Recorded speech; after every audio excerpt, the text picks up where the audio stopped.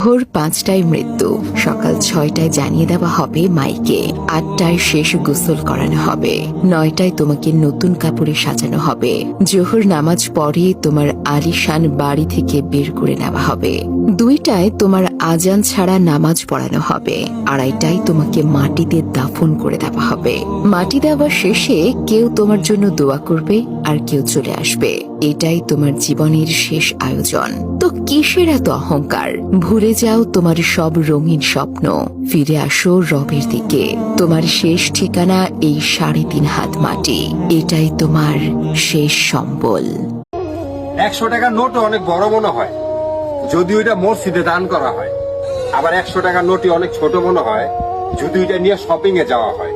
৩ ঘন্টা দেখা সিনেমাও সময় অনেক কম মনে হয়, আর জুম্মার ২০ মিনিটের খুতবা মানুষের কাছে অনেক বড় মনে হয়।